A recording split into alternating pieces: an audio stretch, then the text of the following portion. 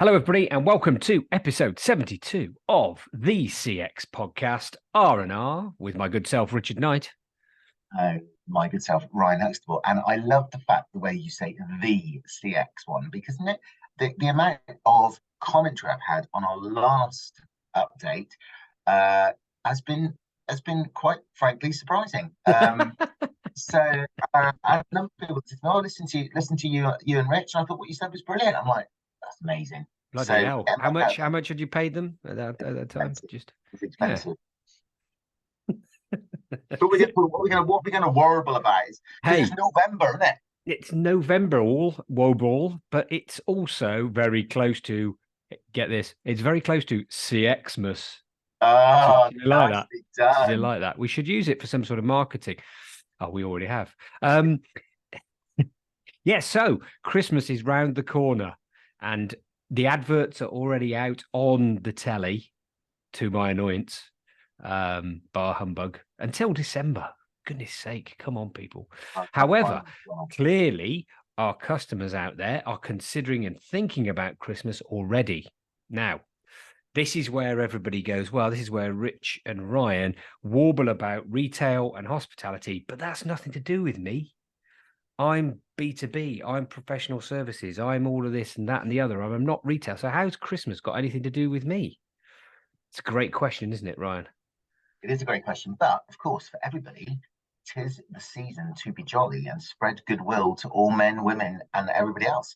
And I think what's really important here to talk about is the opportunity to delight your customers at the busiest time of the year. Yeah, absolutely. And along with that as well, the opportunity to maintain your standards of customer experience, because everybody's minds go off to different places and relaxing and taking time out. And unfortunately, that can also impact the quality of service levels, response times, etc., etc. So I think we need to have a little bit of a chat about that. So kicking off then, seeing as you mentioned it, how are we going to delight people in this lovely time of the year, but also when there's still no money around, apparently, and things are really rubbish and all of that, rather than shoving tinsel in people's faces? What do we do? You've been reading the Daily Mail again. Other periodicals, of course, are available. And of course, the Daily Mail is a very good periodical. I'm not knocking it at all, but it does tend to be a little bit negative, doesn't it? Really? Yeah. There's so much good stuff going on. So what I wanted to start sort of chatting about today is, and some of our listeners and viewers may have already picked up on some of this stuff, but the Institute of Customer Service, the venerable UK Institute of Customer Service, publishes data. I think we've mentioned it before on the podcast every July, and the latest July data was published about 6 weeks ago, which suggests that, shock horror, the overall customer experience is getting worse. It's gone down again year on year by about 2%. And within that, there are 5 areas that the ICS, the Institute, suggests businesses can focus on. Now, you quite rightly pointed out, Rich, that this isn't all about retail. Of course, this is the busiest time of the year for retail, but often it's the busiest time of year for lots of other service providers as well. So, yes, there will be a retail aspect to this. Of course, there will be, but there are other sectors that we need to focus on. Now, there are 5 key sectors, and I know you'll want to comment on each of these, so steady your horses and get ready. Experience, complaint handling, customer ethos, emotional connection with the customer, and the ethics of the organization. And those are the 5 key things that the Institute suggests that if businesses focus on those, they will make a huge improvement. They'll have a year on year turnaround. Now, they also measure and monitor 13 different sectors within the data. And interestingly, service provision and retail has dropped the most. So B2B, transport, utilities, insurance, retail, food and services, all down by more than 2 percentage points. Retail non-food, telecoms, believe it or not, and leisure, down between 1 and 1.8%.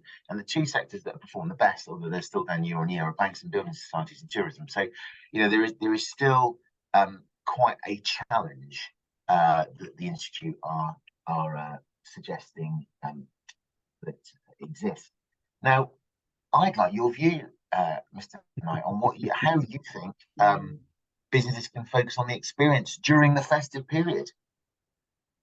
Well, I think it's simple things, really. We talk about a lot, and I think one of the key ones is gathering some insight or looking back at the insight you've already gathered in the year and actually making some decisions and adjustments to a journey that you might have for your customers based on insight, based on some data, rather than the old finger up in the air in the wind type sort of thing and seeing which direction you're going to go on. It is all about measurement. You know, we say it time and time again, but you've got to make sure you've got some data in there. Because that data can drive further, more in-depth insight gathering. Interestingly enough, our part of the world over here, we're actually going to be doing a bit more of a focus group for one of the councils that we work with. They gathered some data, but of course it's only from a survey point of view, and you can't go into everything. And then so next thing is a bit of focus group, you know, and actually really getting down into the nitty-gritty of it and what they're looking for. So one of the key things again, measure. Are you measuring? And when you are measuring, are you asking the right questions and doing something with that data? Because that will impact the experience without a doubt. If you're getting a trend of something that isn't going right, then you can put it right. Or if you get in a trend of something that's going absolutely fantastic, how do you then push that into other parts of your business and the whole experience? So I think that's, you know, it's a fairly simple one, but often missed. The other thing is, you know, particularly if you're business, if you're B2B, and I was asked this question yesterday by a client, creating a memory and experience at Christmas time, you know, even if you're taking a client out for lunch, or you're thinking about their program next year, or you're doing something different with your clients that really create that memory of the experience, I think is really it's a real opportune moment, you know, particularly at the festive time of the year. But the next one that I think lots of businesses, you know, score lots of own goals against is the whole complaint handling. You know, you're going to be doing more transactions at Christmas. You're going to be interacting with more people at Christmas because spend goes up. So likelihood is the ball's going to get dropped a bit more often. And actually, the way you deal with those complaints is really important. So what's your view on complaint handling, Rich? Be nice. Be nice. And it's a general one, isn't it? You know, in terms of we've all got a lot going on. People have always got something going on behind that initial complaint. You know, there may be something else that's created even more of an issue for somebody.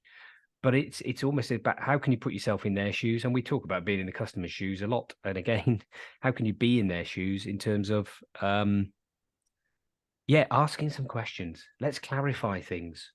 You know, let's make sure we understand what they're complaining about, first of all, before we're making any assumptions about that. And then we can actually ask a couple more questions to really clarify it. And then we can provide a solution or some form of apology is quite nice. Because if it has impacted somebody, it has impacted them.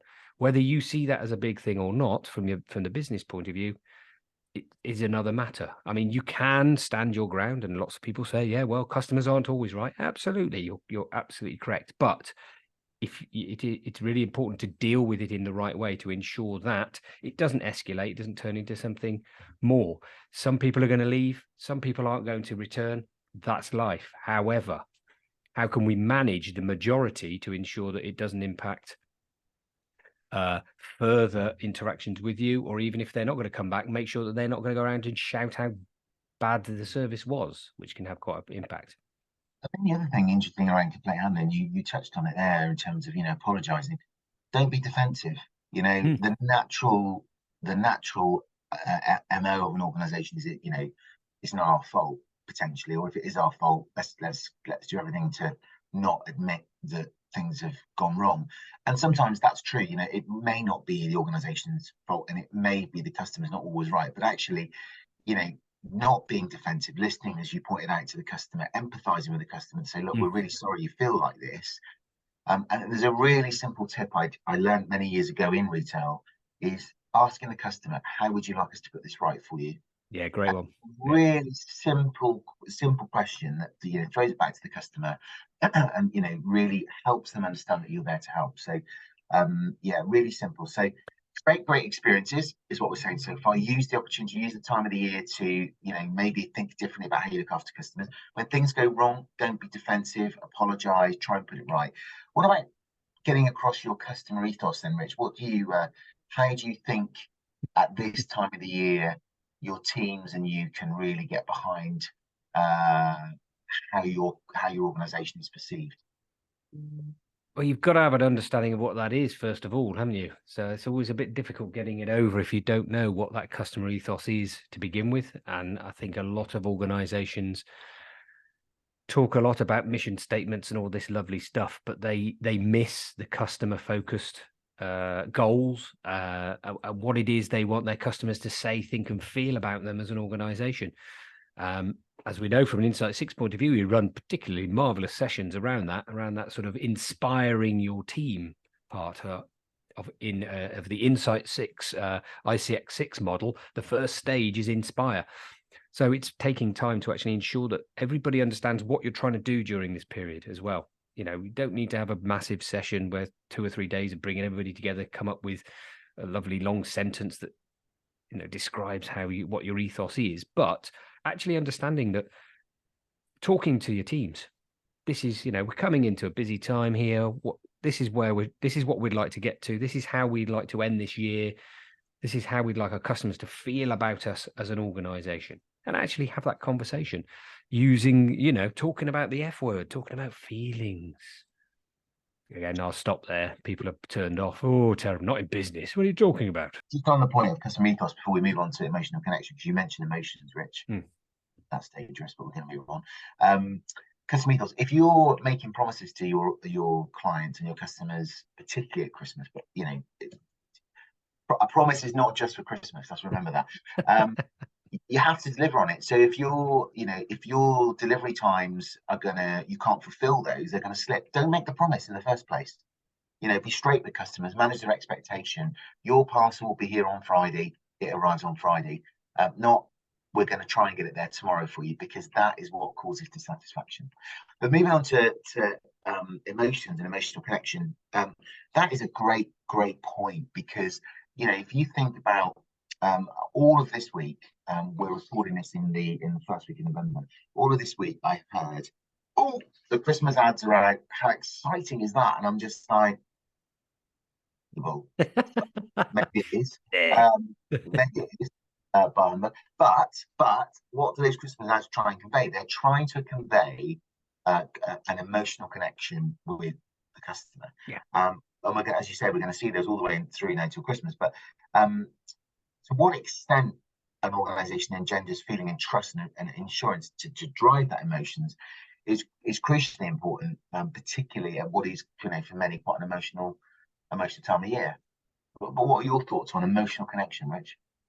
Yeah, absolutely. I think it is heightened at this time of year, but it's something that we know is a driver for people to hang around and spend more money with you. If they have an emotional connection with a brand, with an organization, with the people in that organization, the chances are that they are going to spend more time with them, more money, and tell more people how brilliant they are. It's a logical thing. 90% of purchase decisions, it comes from emotional connection. It's only 10% of a logical brain kicks in and goes, yeah, but how much is it? And everybody's always talking about that, oh, yeah, but if we go a little bit cheaper, no, it's, yeah, yes, 10% of that decision, but the rest is all about that emotional connection. And particularly, again, as you say, this time of year, people want to know that the businesses they're working for are enjoying themselves as well. Yeah, that's a weird thing to say. I think but it's very true. When you pick up a telephone, is somebody smiling? Are they enjoying what they do in their job, in their work? Because that will attract people in. It's a universal thing, that the universe will respond. If you've got a smile, if you're happy. So the simple stuff for the businesses are ensure all your teams are picking up the phone with a smile during this period. You don't have to go overboard, but they have to be connected with people, attentive, and show interest, because that's an emotional connection as well. Nice and simple stuff. Now, the final one that the UK CSI are suggesting might be a focus for organisations is ethics. So the reputation, openness and transparency, and the extent to which organisations are deemed to do the right thing. some big language in there, isn't there? That's interesting because there's been a lot, and I think we'll see a lot of it during this season, where there could be a view potentially that businesses might be greenwashing. They may not be being as maybe ethically driven at a busy there's time. A few things. Yeah. So what's on ethics, Mr. It's always a difficult one, isn't it? Because I think most people, when you think, well, pretty ethical sort of person, how is there a problem in this for an organization to be ethical? There's this problem of driving money and responses. So it can be difficult for a lot of organizations to get that across to everybody. What does that mean? What is it you want to be doing? If you stopped tomorrow, what did you want people to have said about you? What are the words that you want them to be thinking? So it's a nice and simple thing to do, really. But I think it's becoming easier because there is a lot of focus on it, the ESG type sort of thing, isn't there? It's all about this. What are you doing in the community? How are you helping out from your carbon footprint? All of these marvelous things that, yes, there is a driver for it, but very simple stuff. And at the basic level, even if you don't want to look at all of that, is be nice. Are you nice? Are you wanting your customers to get the best out of their interaction with you? Because if you have that simple view of the world, chances are the customers again are going to come back, going to tell more people how great you are, because it's about them, and making a difference within your community and all that marvelous stuff. So got to keep the focus on it, because it does mean that we haven't got these big organizations just plowing through everything and taking out all the money they possibly can. It's got to be for the good of everybody, really. So I don't disagree with any of that. I think that's a great summation. Oh, gee, thanks. I'm just going to sum up how the UK CSI, what they think are the 5 key focuses. So number 1 is prevent problems from happening in the first place and improve complaint handling. That's the biggest thing you can do in your organization this Christmas to improve customer satisfaction. Make it easier for customers to access help and expertise. For lots of supermarkets you go into now, don't you? They've got rid of all their tills and it's all do it yourself. And the amount of times there's nobody around to help, that is such an own goal and a big shrink issue actually for people who just think, well, there's nobody here. I can't be. I'm not suggesting anybody should do that, of course. I'm not suggesting any breaks the law, but have people around to help, to keep an eye on shrink, loss, and help customers. Respond to customers' personal situational needs. So if a customer's got a complaint, to your point you made earlier, Rich, get under the skin of that, or they're trying to get a product in. Try and understand what they're trying to deliver. Really helping their personal needs creates great memories. Professionalizing customer service. Don't pay lip service to it. Make sure that you are really getting behind the experience this Christmas, and particularly making sure your team understand that. And then doing the right thing, balance the need of the shareholder with the need of the customer. Make sure the employer and the wider society are included in your thought process this Christmas when you're making decisions. So a bit of a whistle-stop tour from the UK CSI and our own views and thoughts on how you can have a great Christmas. But we will be back in December, won't we? Talking about, we're going to interview one of our colleagues, aren't we? Maybe get a couple of them on. Yeah, we're going to get some more Insight 6 bods on, I think, just to have a little bit of a chat with them and a little bit of a review of the year, see what's been happening and what we think might be happening in 2024 as well. A few things to think about. Yeah, so that'll be quite good. That'll be episode 73, but this is us for now. Episode 72, done and dusted. Have a great CXmas. You can have that one, everybody. It's very, very good. And this is us done from the CX Podcast R&R. I'm saying goodbye. It's me, Rich Knight. Cheerio. Me, Rhian Huxtable. Have a great month, everyone. Chat to you in December.